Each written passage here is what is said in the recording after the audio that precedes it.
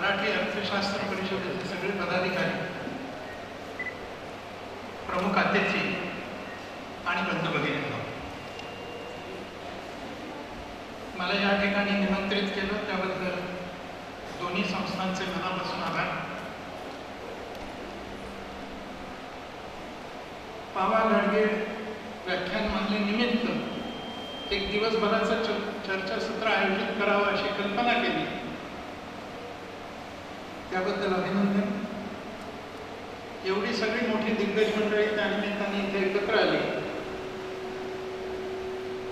त्याचा आनंद आपल्याबरोबर मलाही आहे. वेळ आपण सगळ्यांनी पाळला, तरी पण कार्यक्रम पत्रिकेप्रमाणे 12:15 वाजता हे सत्र संपायला पाहिजे. आणि शेवटी माझ्यानंतर दोन कामं आहेत. एक म्हणजे अध्यक्षांचं मनोगत 7 मिनिटं आणि आभार 5 मिनिटं, आणि मला वाटतं तेवढीच मिनिटं शिल्लक आहेत. त्यामुळे सुरुवातीला मी आधी अध्यक्षांना विचारतो की मी किती वेळ, अध्यक्षांना एवढ्यासाठी की परवानगी देणं त्यांच्या हातात आहे, तुमच्या हातात नाही.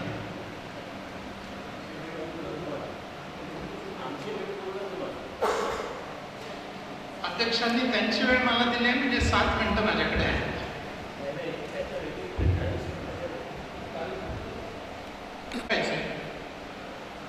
आणि त्यानंतर जेवण आहे, त्यांचं ऐकल्याशिवाय जेवण नाही आहे. मी थोडं लवकर आवरेन, पण किती लवकर आवरलं तरी मला वाटतं अर्धा तास लागेल. एवढी परवानगी मी घेतो आणि सुरुवात करतो. मला असं वाटतं देशपांडे सरांनी जवळपास सगळं कव्हर केलं आहे, मी करण्याचा प्रयत्न करतो. स्थिती ही नेहमी अॅक्युम्युलेशनचा परिणाम असते. आत्तापर्यंत काय काय घडत गेलं त्यामुळे आजची स्थिती निर्माण होते. ही स्थिती कोणत्याही एका वर्षाची, एका दिवसाची, एका महिन्याची नसते. भारताचं दुर्दैव असं आहे की त्यामुळे स्थिती म्हटली की आत्ता कोण सत्तेवर आहे त्याच्यामुळे ही स्थिती आली, इथून सुरुवात होते. मला असं वाटतं की अर्थशास्त्राच्या विद्यार्थ्यांनी पहिल्यांदा हे लक्षात घेतलं पाहिजे की स्वातंत्र्यापासून आत्तापर्यंत किमान त्याच्या मागे न जाता काय काय घडत गेलं म्हणून आपण आजच्या या स्थितीला आलेलो आहोत. याच्यावर एक यूट्यूबवर माझं 47 सालापासून 2018 सालापर्यंतचं एक भाषण उपलब्ध आहे, मराठीत उपलब्ध आहे. आपण जर का यूट्यूबवर गेला तर त्याच्यामध्ये आपल्याला सुमारे 1.5 तास ही सगळी स्थिती मांडलेली आहे. ती गृहीत धरून मी पुढे जातो. आजचा विचार आहे थोडासा मंदीचा. 3 संकल्पना मला वाटतं आपल्या डोळ्यासमोर ठेवायला पाहिजे. इंग्रजीत सांगायचं तर recession, slowdown and growth recession. यापैकी नेमकी आत्ताची स्थिती काय आहे? आत्ता आपण रिसेशन मध्ये आहोत, मंदीत आहोत, स्लोडाऊन मध्ये आहोत, घसरणीत आहोत, ग्रोथ रिसेशन मध्ये आहोत. विकास होतोय पण विकास दरात घट होते. काय त्याला आधार धरता येईल? मला असं वाटतं की सर्व क्षेत्रात, अर्थव्यवस्थेच्या सर्व क्षेत्रात दीर्घ काळापर्यंत मागणीत घट आली आणि त्यामुळे जर विकास दरात घट होत असली तर त्याला आपण रिसेशन असं म्हणायला हरकत नाही. मी करू का? आर्थिक वर्ष म्हटलं देशपांडे सरांनी, त्यावेळेला 4थ्या क्वार्टरला आपला विकासाचा दर होता 4.3%. 17-18 मध्ये तो 7.17% पर्यंत वाढला.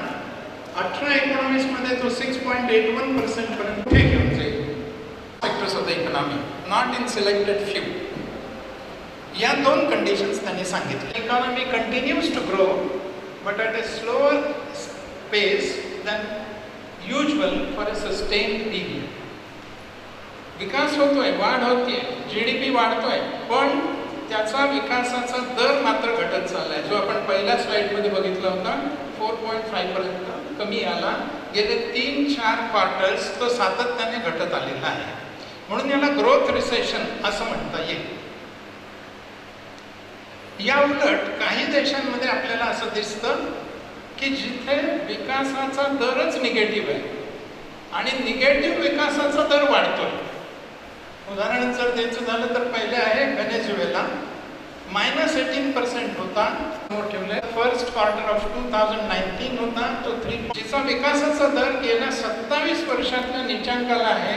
In spite of the fact that stimulus package was provided for previous 16 months. 16 महिने ते स्टिम्युलस पॅकेज देत आहेत, तरी सुद्धा विकासाचा दर वाढत नाही. This is second economy in the world. Third economy UK 0.5% होता तो 0.2% झाला. इटली 0.2% पर्यंत गेला. आपण काय तुलना करतोय?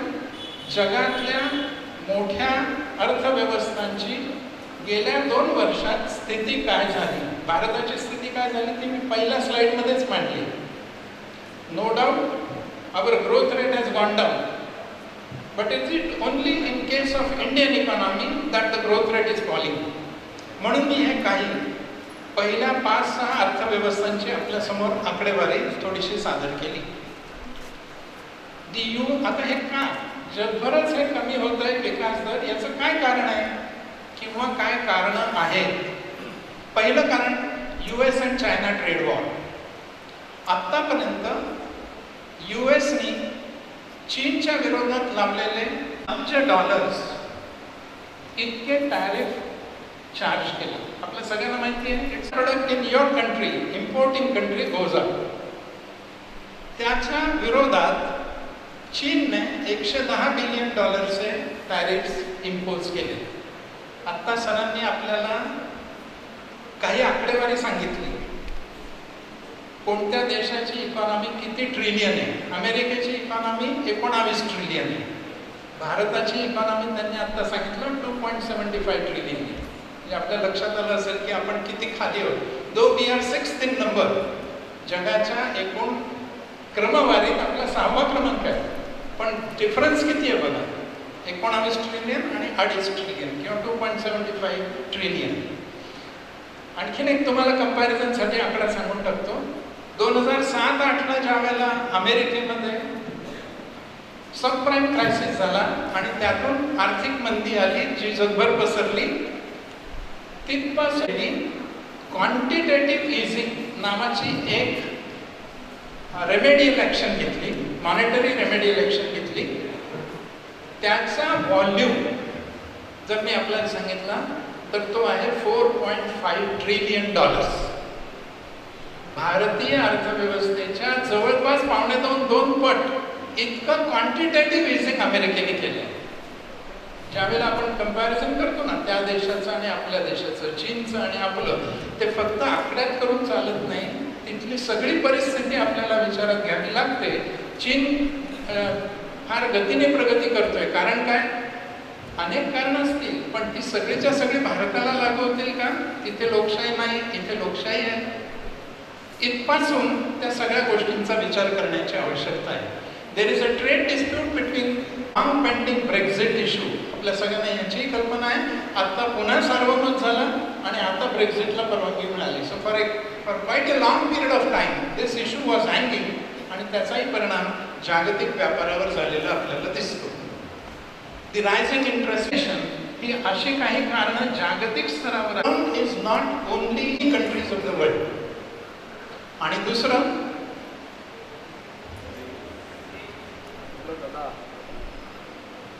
also contributing to the slowdown in India. भारतामधली मंदी ही फक्त भारतात नाही, ती जगातल्या अनेक देशातही नंबर आहे. ही मंदी येण्याची कारणं केवळ भारतातली डोमेस्टिक नाहीत तर काही जागतिक पण आहे. याचा अर्थ केवळ जागतिक आहे असा नाही. मी आता त्याच्याकडे येतो. भारतातली काय कारणं आहेत? Number years in productivity of agriculture, prices for agricultural produce, system of sale of goods and irrigation facilities. No doubt, but still there is no substantial change in these areas so far as agriculture is concerned. Manufacturing and core infrastructure investment has been unusually high and growing. आणि foreign portfolio investment has been leaving the economy. इथे येणारा विदेशी पैसा, the audience here is quite studied. Low public investments. सरांनी आकडेवारी देऊन सांगितलं आपण किती होतो पब्लिक इन्व्हेस्टमेंटमध्ये आणि किती खाली आलो. This is one of the reasons. Low private investment. आता पुन्हा प्रश्न येतील 2-3. खरं म्हणजे हे विस्ताराने आपण त्याच्यावर विचार करायला पाहिजे. पब्लिक इन्व्हेस्टमेंट कमी का झाली? एक कारण सरांनी सांगितलं FRB. आम्हाला ती डेफिसिटची फिगर टार्गेट मेंटेन करायचं आहे, हे एक कारण झालं. दुसरं एक कारण अतिशय महत्त्वाचं आहे आणि ते म्हणजे we shifted from investment to welfare. जर आपण मधल्या काळातला सरकारचा खर्च बघितला तर आपल्याला असं लक्षात येईल वेलफेअर स्कीम्सवर मोठ्या प्रमाणावर खर्च सुरू झाला आणि इन्व्हेस्टमेंट कमी झाली. प्रायव्हेट इन्व्हेस्टमेंट कमी का झाली हाही मनात येणारा प्रश्न आहे. सर जसं म्हणाले की आपल्याला जर का खूप बँकांची कर्ज उपलब्ध होती, मी आपल्या निदर्शनास आणू देऊ इच्छितो. आपण जर बॅलन्स शीट्स बघाल, मार्च 19ची बॅलन्स शीट्स प्रायव्हेट सेक्टरची as well as public sector एंटरप्राइजेसची, तर आपल्याला असं लक्षात येईल फार मोठ्या प्रमाणावर cash in hand and cash at bank तुम्हाला बॅलन्स शीटच्या ॲसेट साईडला दिसेल. आकडेवारीत मी आत्ता जात नाही. So they are cash rich. Many public sector undertakings are cash rich. They have ample cash for investment. They have ample cash in private sector companies also. होतंय काय? दोन गोष्टी घडतात असं मला वाटतं. पहिली गोष्ट अशी घडते आहे, private sector is afraid of inconsistency in public policies. ज्या काही सरकारी धोरणांचा त्यांच्यावर परिणाम होणार आहे त्याच्यात कन्सिस्टन्सी नाही. म्हणजे मी एक साधं उदाहरण देतो. डिझेल कार मॅन्युफॅक्चरिंग हा विषय केव्हापासून पेंडिंग आहे? मला आठवतंय त्याप्रमाणे डॉक्टर मनमोहन सिंग पंतप्रधान असताना कार मॅन्युफॅक्चरर्स असोसिएशन पंतप्रधानांना जाऊन भेटले होते आणि त्यांनी एवढीच रिक्वेस्ट केली होती, if you want private sector to contribute, let us know whether government will continue the policy of allowing private sector to invest in diesel car manufacturing. आम्ही इथे इन्व्हेस्टमेंट करायची की नाही करायची? तुम्ही जर उद्या डिझेल कारवर बंदी आणणार असलात तर आम्ही आज इन्व्हेस्टमेंट का करायची? इथपासून GST रेट्सपर्यंत अनेक गोष्टी अशा आहेत की जिथे इनकन्सिस्टन्सी इन पब्लिक पॉलिसीज आपल्याला दिसून येते. ही जर राहिली तर खाजगी क्षेत्र गुंतवणूक करायला धजावत नाही. पब्लिक सेक्टरमध्ये सुद्धा भरपूर पैसा आहे पण तेही इन्व्हेस्टमेंट करत नाहीत कारण त्याला डिसइन्व्हेस्टमेंटच्या बद्दल होणारी inconsistency in policy. Non performing assets of the banking sector हा एक फार मोठा इश्यू आहे. इन्सॉल्वन्सी अँड बँक्रप्सी कोड सारखा एक कोड पास केला आहे, त्याच्याने काही हातभार लागला आहे पण त्याच्यातही आता वाटा शोधल्या आहेत असं आपल्याला दिसतं. नॉन बँकिंग फायनान्स कंपनीचं crisis, consumer and investor sentiment हा सगळ्यात मोठा फॅक्टर आहे ज्याच्यावर मी शेवटी थोडं आणखी कॉन्सन्ट्रेट करेन. 4 गोष्टी असतात डेव्हलपमेंटसाठी. पहिली आहे increase in private sector investment, ज्याच्यामध्ये नवीन प्रोजेक्ट सुरू होणं आणि एक्झिस्टिंग प्रोजेक्टचं एक्सपान्शन होणं अपेक्षित आहे. विकासासाठी दुसरी गोष्ट इन्क्रीज इन गव्हर्नमेंट इन्व्हेस्टमेंट. ती इन्फ्रास्ट्रक्चर आणि डेव्हलपमेंट प्रोजेक्टमध्ये जर झाली तर विकासाचा दर वाढू शकतो. तिसरी गोष्ट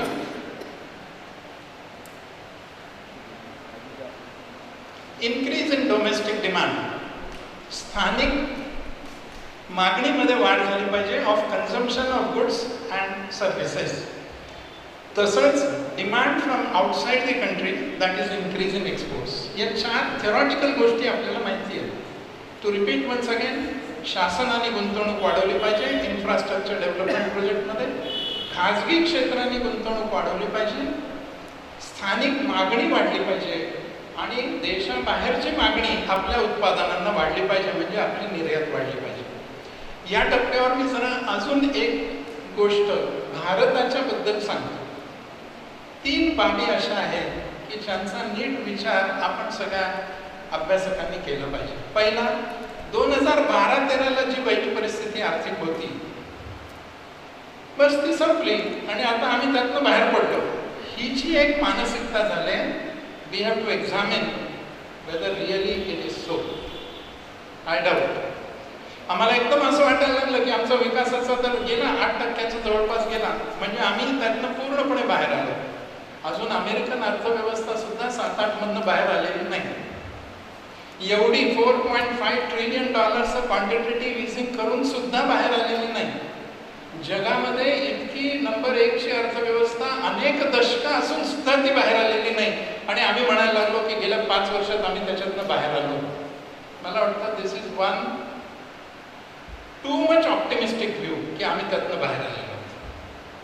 दुसरी एक गोष्ट, पब्लिक इन्व्हेस्टमेंट वाढवली की देशाची अर्थव्यवस्था प्रगतीपथावर जाईल, ही एक मला वाटतं दुसरी मिसकन्सेप्ट आहे.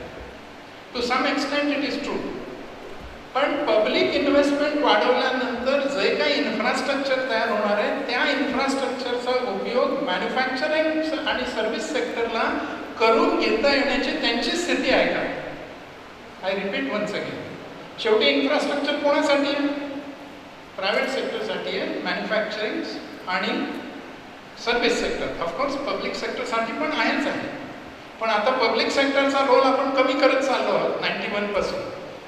तर ही क्षमता आमच्या अर्थव्यवस्थेत आहे का मुळात आत्ता? की सरकारने खूप मोठी इन्व्हेस्टमेंट केली, खूप रस्ते बांधून दिले, खूप कोल्ड स्टोरेजेस करून दिली, खूप ट्रान्सपोर्टेशनच्या कम्युनिकेशनच्या फॅसिलिटीज करून दिल्या, म्हणजे या सगळ्याचा उपयोग आमच्या उत्पादन आणि सेवा क्षेत्राच्या बढावासाठी करण्याची आत्ता त्या क्षेत्राची स्थिती आहे का? दुसरी गोष्ट आहे. आणि तिसरी जी मिसकन्सेप्ट आपली आहे ती अशी आहे की आम्ही एक गृहीतच धरलंय की भारतामध्ये खूप मोठी बाजारपेठ आहे.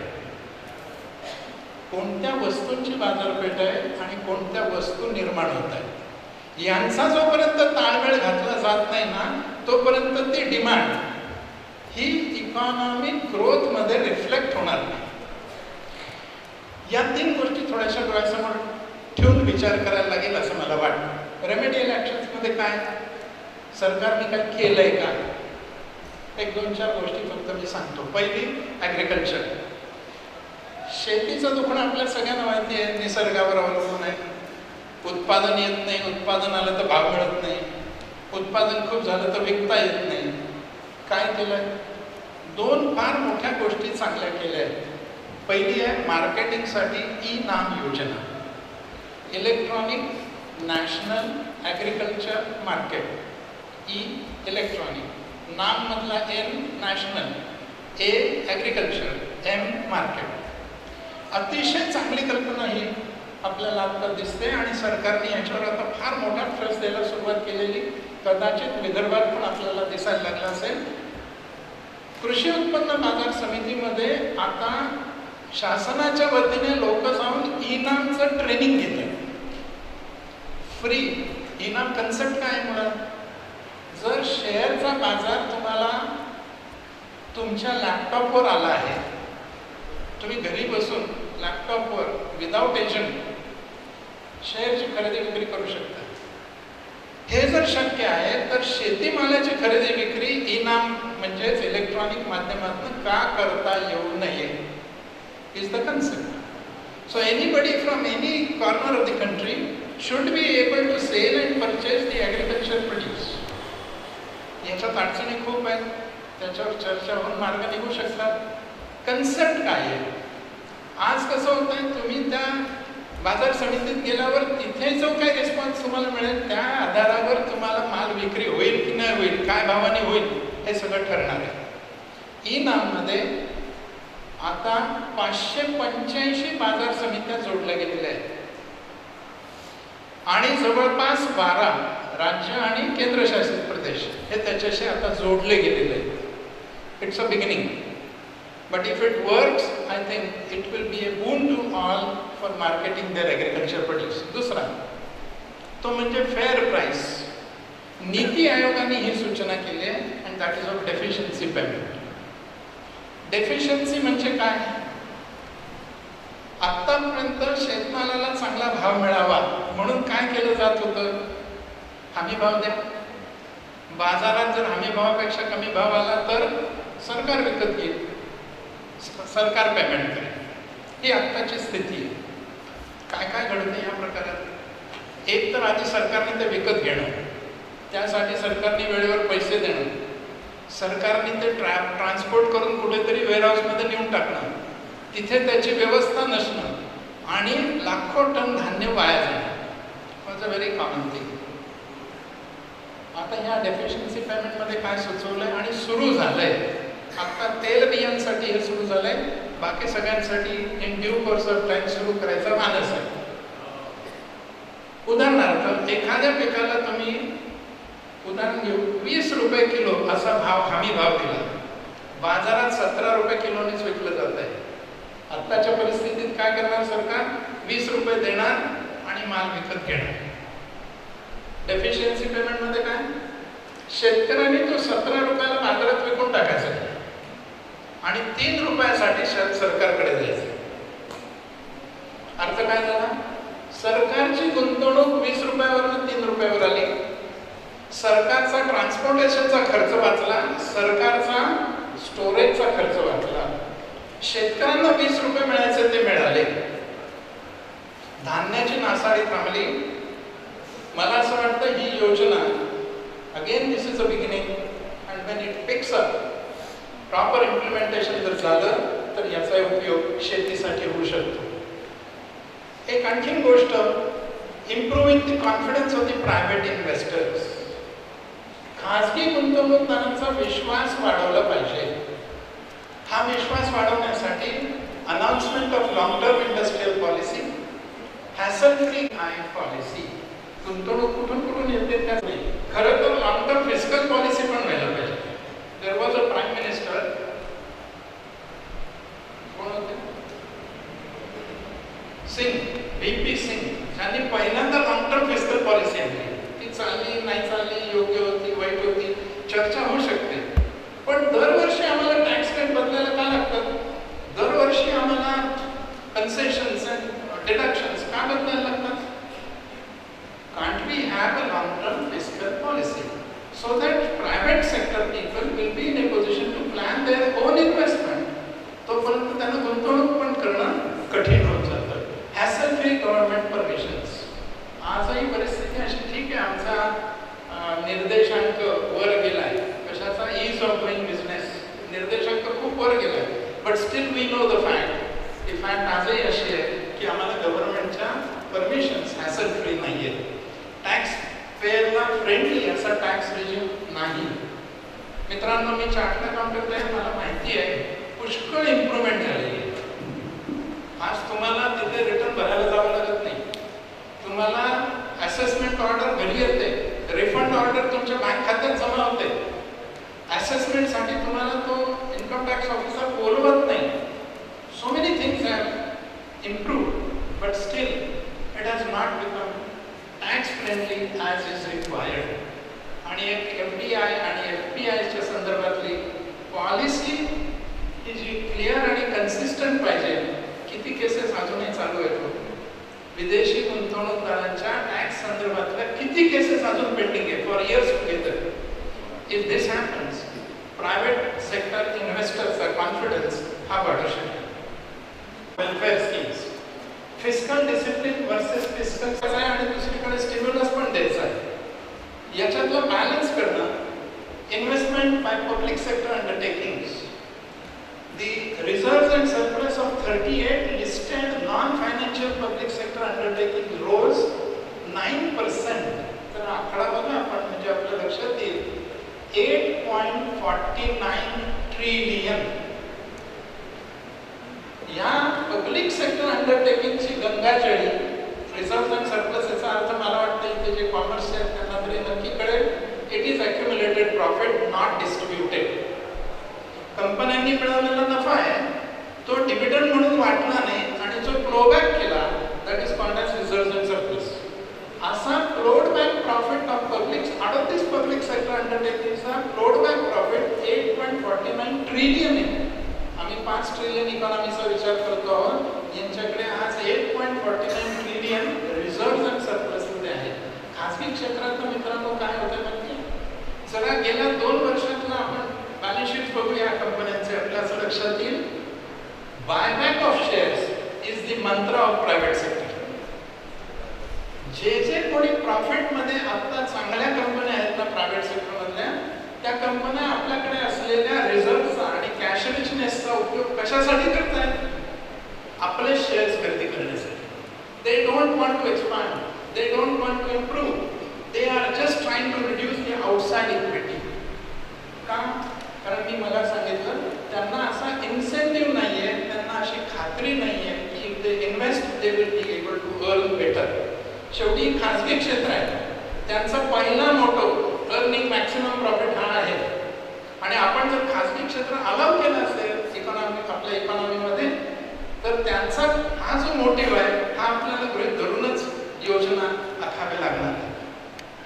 एक्सपोर्ट्स, मी मुद्दामून एका रिपोर्टचा इथे उल्लेख करतोय. त्यांनी असं सांगितलंय for India's lack of competitiveness in exports than the lack of global demand.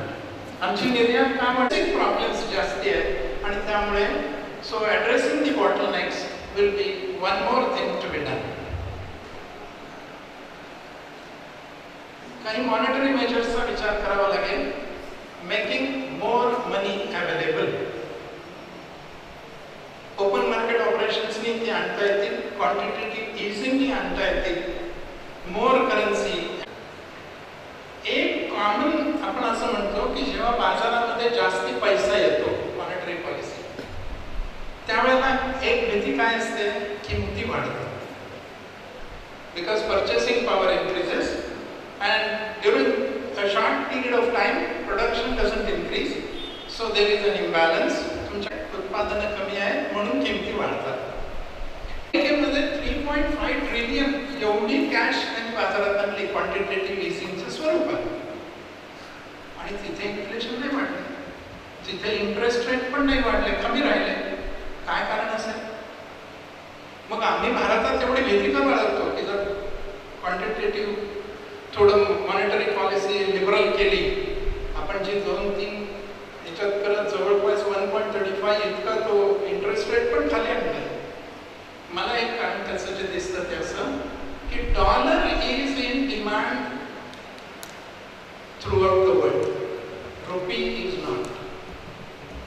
त्यामुळे त्यांनी जे काही क्वांटिटेटिव्ह इझिंग करून तिथे डॉलर जनरेट केला, उपलब्ध केला, तो काही फक्त त्यांच्या देशातच फिरला नाही, तो जगातल्या कानाकोपऱ्यात गेला. And we find so many countries receiving foreign investment. त्यामुळे त्याचा जो इम्पॅक्ट इकॉनॉमीवर व्हायला पाहिजे कदाचित तो कमी झाला असावा. भारतासारख्या देशामध्ये इतक्या मोठ्या प्रमाणावर क्वांटिटेटिव्ह इझिंग हे असेच रिझल्ट देतील असं मला वाटत नाही. आता सरकारने काय केलंय? सरकारने साधारण 5 स्टेप्समध्ये काही काही गोष्टी केल्या. पहिली स्टेप सरकारने घेतली, त्याच्यामध्ये प्रामुख्याने ऑटोमोबाईल इंडस्ट्रीला बूस्ट देण्याचा प्रयत्न केला, ज्याच्यात रेट ऑफ सरकारचं उत्पन्न त्या डेप्रिसिएशनमुळे प्रॉफिट कमी होईल, प्रॉफिट कमी झाल्यामुळे टॅक्स कमी होईल. सरकारने खरेदी करायच्या कार्सवरचं बॅन काढून टाकलं आणि रजिस्ट्रेशन फी वन टाइम जी जास्ती वाढवली होती ती पोस्टपोन केली. This will boost automobile sector. Banking सेक्टरसाठी त्यांनी 70,000 कोटी रिकॅपिटलायझेशन, त्याचबरोबर directly linking repo rate to banking lending rate, बँकेना एक improved OTS one time settlement policy, या गोष्टी बँकिंग सेक्टरसाठी केलेल्या आपल्याला दिसतात. MSME साठी withdrawal of angel tax, income tax मधला सेक्शन मी फक्त आपल्याला सांगितलं आहे. Withdrawal of surcharge on capital gains and transfer of shares and units, या दोन्हींनी विदेशी गुंतवणूक यावी अशी अपेक्षा. ऑल पेंडिंग GST रिफंड्स 30 दिवसात देण्याच्या ऑर्डर्स आणि पुढचे रिफंड्स 60 दिवसात दिल्या पाहिजेत अशा ऑर्डर्स केल्या. इन्फ्रास्ट्रक्चर मध्ये काही गोष्टी केल्या. आपण सोडून पुढे जाऊ. बिग मर्जर्स 30 ऑगस्टला केलेली दुसरी phase. Big mergers of public sector recommendation, withdrawal of surcharge on foreign portfolio investments आणि FDI नॉर्म्स मध्ये रिलॅक्सेशन आणलं. हे 30 ऑगस्टला घडलं. किती पाठोपाठ गोष्टी घडतात बघा. ते 14 सप्टेंबर. जर तारखा मी मुद्दामून लिहिल्यात तिथे, म्हणजे 2-3 आठवड्यामध्ये 3 फेजेसमध्ये काही ना काहीतरी निर्णय घेतले. टू बूस्ट दी एक्सपोर्ट ही तिसरी फेज एक्सपोर्टसाठी होती. चौथी फेज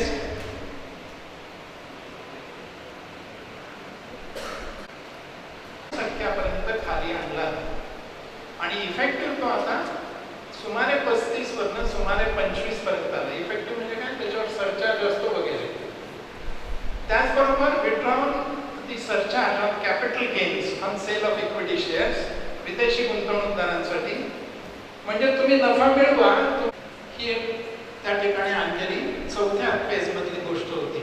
आणि त्याचबरोबर बायबॅक ऑफ शेअर्सवर 20% जो टॅक्स होता तोही विड्रॉ करण्यात आला. ही 20 सप्टेंबरची आणखी एक गोष्ट. पाचवी फेज 6 नोव्हेंबरला झाली. To give impetus to housing market. आपल्याला माहिती आहे 1600 स्टॉल्ड हाऊसिंग प्रोजेक्ट्स होते, थांबलेले होते आणि त्याच्यामध्ये सुमारे 4.5 लाख इतकी युनिट्स होती की जी बांधणं थांबलेली होती. सरकारने 10,000 स्वतःचे आणि 15,000 LIC आणि SBIचे त्याच्यात ओतायचं ठरवलं. असं 25,000 कोटीचं एक पॅकेज हाऊसिंग सेक्टरसाठी देण्यात आलं. हे सरकारने केलेलं. रिझर्व्ह बँकेने काय केलं का, RBI ती 135 बेसिक पॉईंट्सनी केली आहे आणि ती आता 5.15% इतक्या कमी स्तरावर आणून, म्हणजे कर्ज स्वस्त करून दिले, ज्या योगे खासगी क्षेत्र किंवा कोणतंही क्षेत्र हे अधिक कर्ज घेऊन अधिक गुंतवणूक करू शकेल. याचा मेजरचा काय परिणाम झालाय का तो आपण सोडून जाऊ दे पुढे.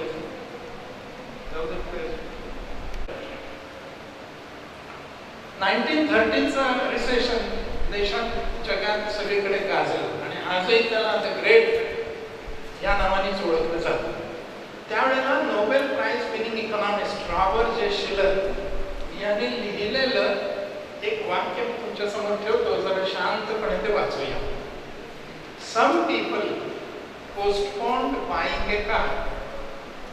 त्यावेळेला काय घडलं, काही लोकांनी आज कार घ्यायची तर नको बाबा आता मंदी, और other major consumer items, car किंवा कुठलेही consumer items, which led to reduction in production.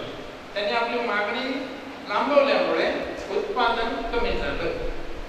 thereby loss in jobs in auto and consumer product industries. आम्ही मागणी केली नाही म्हणून उत्पादन झालं नाही, उत्पादन झालं नाही म्हणून रोजगार गेला. which led to more postponement. आता तुमचा रोजगार गेला तर मागणी देणार कुठून, त्यामुळे आणखी पोस्टपोनमेंट झाली. which led to a second round of job losses. आणि मग असं सायकोलॉजिकल फॅक्टर काय आहे, if the consumer confidence is high, the consumer will spend. जोपर्यंत त्याला विश्वास आहे अर्थव्यवस्थेवर, अर्थव्यवस्थेच्या प्रगतीवर, तोपर्यंत तो खर्च करेल. The business will invest, consumer will spend, business will invest and government will earn higher taxes. सरकार it can spend on its programs. म्हणजे सगळी साखर मागणी वाढेल, खासगी क्षेत्र गुंतवणूक करेल, त्यातनं उत्पादन वाढेल, त्यातनं रोजगार वाढेल, त्यातून उत्पन्न वाढेल, वाढलेल्या उत्पन्नातनं सरकारला रेव्हेन्यू मिळेल, रेव्हेन्यू त्यातनं आपल्या योजनांवर सरकार खर्च करू शकेल. त्याच took it upon himself to reassess the American public that all was well. त्यांनी रिअश्युअर केलं लोकांना आणि काय सांगितलं, ऑल इज वेल.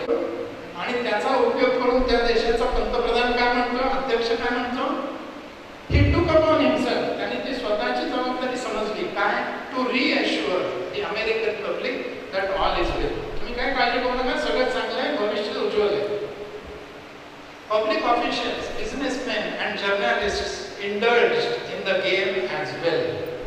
फक्त अध्यक्षांनी म्हणून भागलं नाही, कोणी कोणी म्हटलं, पब्लिक ऑफिशियल्स म्हटले, बिझनेसमॅन म्हटले, जर्नलिस्ट म्हटले आणि all this work. Parts of this playbook are relevant in India today. My assessment is शेवटी आपला मुलगा जरी समजा पडत असला, धडपडत असला, नापास होत असला तरी आपण त्याला बाळ्या बाळ्या करून धोपटून तर नाही ना काढत. जर पाठीवर हात ठेवून सांगतो ना, बाबा चांगलं आहे, तू कर, अभ्यास कर, मागच्या पेक्षा 2 मार्क जास्ती मिळाले. If everybody starts creating a negative picture in the country, त्याचा एक कॅस्कॅडिंग इफेक्ट आहे. तेच रिपीट झालं तर ते लोकांचा आणखीन कॉन्फिडन्स कमी होत जाणार, आणि हा कॉन्फिडन्स जितका कमी होत जाईल तितकी डिमांड कमी होणार आहे. आणि डिमांड कमी झाली की प्रोडक्शन कमी आहे, प्रोडक्शन कमी की एम्प्लॉयमेंट कमी आहे, एम्प्लॉयमेंट कमी की उत्पन्न कमी आहे, उत्पन्न कमी की सरकारकडे येणारा पैसाही कमी आहे. This is a change which is very common. Facts are there. आपण 4.5% पर्यंत आलोय की नाही आलोय, but still we have to keep the moral high, we have to keep the future in our mind. म्हणून ऑक्टोबरच्या त्याच्या हा क्वार्टरली आउटलुक असतो, माहिती असेल आपल्याला. For advanced economies growth is projected to 1.7% in 19 and 20. However हा कोणाचा ग्रोथ आहे? ॲडव्हान्स्ड इकॉनॉमीजचा 1.7%. However, India's GDP growth rate has been estimated at 6.1%. जगातलं काही असे इंडिकेटर्स आपल्याला असं तरी कोणी म्हणणार नाही की IMF हे सुद्धा त्यांचे रिपोर्ट्स हे सरकार सांगेल तसं देत असतं. ते म्हणतात डेव्हलप कंट्रीचा ग्रोथ रेट 1.7% असेल तर भारताचा एक्सपेक्टेड ग्रोथ रेट 6.1% आहे. चायना's growth rate is projected by IMF at 6%. 0.1% का होईना we are ahead of China as estimated by IMF. We have retained our status. मला सांगेल की नाही असं नाहीये 2 इकॉनॉमीज आणखीन वर गेलेले आहेत आपल्या, खरं आहे. पण पुन्हा मी सांगतो comparable things are required to be compared. छोटे छोटे देश घेऊन आपण जर म्हणायला लागलो की त्यांचा ग्रोथ रेट, शेवटी हा रेट आहे मित्रांनो, आणि रेट हा काय आहे? मागच्या वर्षीच्या तुलनेशी आत्ता काय. मला मागच्या वर्षी 40च मार्क मिळवले होते आणि आता 44 मार्क मिळाले, याचा अर्थ मला 10% वाढ झाली ना. पण मला मागच्या वेळेला 98 होते आणि आता 99 मिळाले. वाढ पर्सेंटेज मध्ये किती आहे? Not even 1%. So this is rate. आपण लक्षात काय घेतलं पाहिजे? Forex reserves of India have gone up to 448 billion. 91 साली ते 1 बिलियन होते, आता ते 448 बिलियन झाले. राइज इन FDI इन्फ्लोज पहिल्या क्वार्टरमध्ये 12.7 अब्ज आले. मी FDI बद्दल बोलतो. ते 20च्या पहिल्या क्वार्टरमध्ये 16.3 अब्ज डॉलर्स आहे. मला सांगा, हे तर खरं आहे की शेअर बाजाराचा निर्देशांक हा काय अर्थव्यवस्थेचा प्रगतीचा निर्देशांक नसतो, हे खरं आहे. पण सगळ्या प्रायव्हेट आणि पब्लिक सेक्टरच्या कंपन्या जर डबघायला आल्या असतील तर शेअर जास्ती किमतीला खरेदी करणारे इन्व्हेस्टर्स काय मूर्ख आहेत का? काहीतरी तर ग्रोथ दिसतोय म्हणून तर तो 41,000च्या वर एक निर्देशांक निघून गेलाय. Same is true for FDI. विदेशी डायरेक्ट इन्व्हेस्टमेंट आहे, म्हणजे हे उत्पादन किंवा सेवा क्षेत्रात आलेली माणसं आहेत, शेअर्स मध्ये आलेली माणसं नाहीये. भारताची अर्थव्यवस्था जर अंधकारमय असती, एवढी मोठी इन्व्हेस्टमेंट एका क्वार्टर मध्ये भारतात आली असती का? डेट टू GDP मार्च 2003 ला कर्ज पब्लिक डेट आणि आपला GDP यांची तुलना आहे. मार्च 2018 मध्ये तो खाली आला 45.6% आणि मार्च 2019 मध्ये तो आणखीन खाली आला 44.5%. आपल्या सोशल मीडियावर खूप काही येत असतं की इतकी कर्ज घेतली आणि वर्ल्ड बँकेकडनं इतकी कर्ज घेतली, मध्ये काहीच कर्ज घेतली नव्हती. मला वाटतं आपण फॉरवर्ड करण्यापूर्वी तरी निदान एकदा खात्री करून घेतली पाहिजे. GDP कमी येतोय. So few good things are there in the economy. Present status is somewhat negative, no doubt about it. आपल्याला त्याच्याबद्दल नकार करण्याचं काहीच कारण नाही, कारण आपण काही राजकीय भाषण करत नाही, राजकीय अभ्यास करत नाही, राजकीय शोध प्रबंध लिहित नाही. पण आमच्या देशाच्या अर्थव्यवस्थेमध्ये काय चांगलं आहे म्हणून आज आमच्याकडे विदेशी गुंतवणूकदार येत आहेत, म्हणून आज आमच्याकडे या डेटचा प्रमाण कमी होत चाललेलं आहे. And we have to be positive. काही जण असं म्हणतात, मोठ्या मोठ्या अर्थतज्ञ म्हणतात की सरकारने आधी मान्य करावं की मंदी आलेली आहे. मी म्हणतो काय फरक पडणार याच्यात? उलट जर सरकार, अर्थमंत्री, प्रधानमंत्री, राष्ट्रपती आणि नीती आयोग वगैरे जर म्हणायला लागले मंदी आहे, मंदी आहे, मंदी आहे, काय होईल तुमची माझी मानसिकता? उपाययोजना हे काम आहे.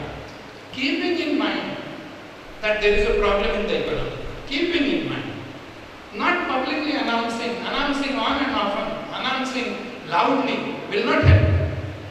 आम्हाला जर अर्थव्यवस्था बाहेर काढायची असेल तर उपायांकडे बघितलं पाहिजे. ते उपाय कारणांवर आधारित असले पाहिजे.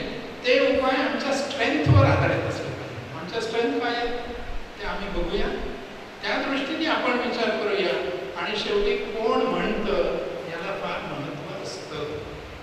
मी आपल्या सगळ्यांना थोडा सखोल अभ्यास करण्याची विनंती करतो. ऐकून घेतलं, भरपूर वेळ दिला याबद्दल आभार मानतो.